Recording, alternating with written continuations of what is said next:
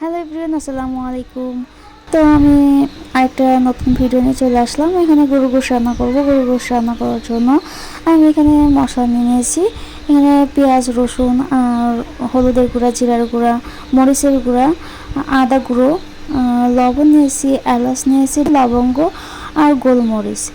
তো এই মশলাগুলো লাগবে, এই জন্য পরিমাণ মতো করে সব নিয়ে নিয়েছি গোশ অনুযায়ী। তো গোশের সাথে এখন এই মশলাগুলো সব দিয়ে দিব, আর একে একে সব মশলাগুলো দিয়ে দিচ্ছি।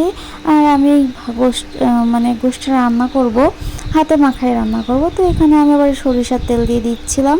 তো এখানে সরিষার তেল দেওয়ার পরে আমি আবার একটু সয়াবিন তেলও দিয়েছিলাম।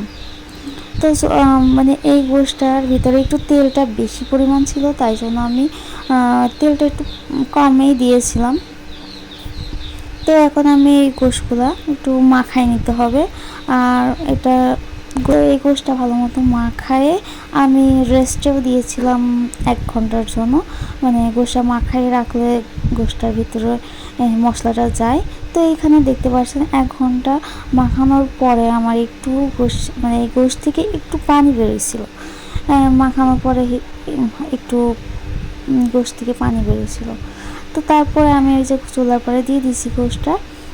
আর এখন এই যে পানিটা বেরোয়েছে যেন একটু গোশটা নেড়ে দিচ্ছি যেন নিচে সুন্দর মতো পানিটা চলে যায়।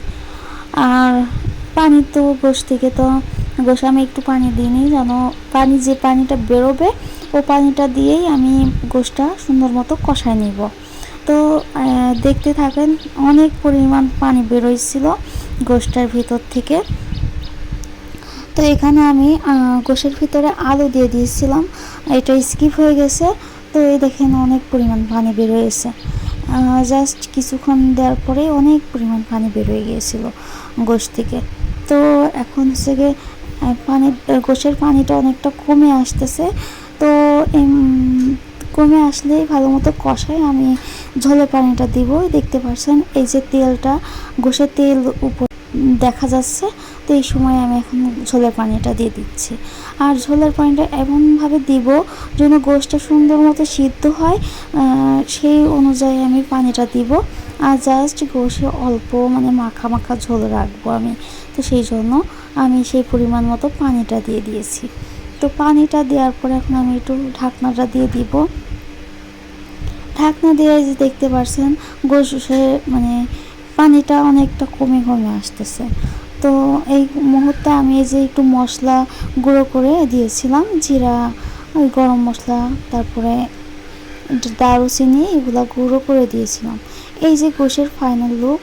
তো আমার ভিডিওটা ভালো লাগলে লাইক, কমেন্ট, সাবস্ক্রাইব করে পাশে থাকবেন।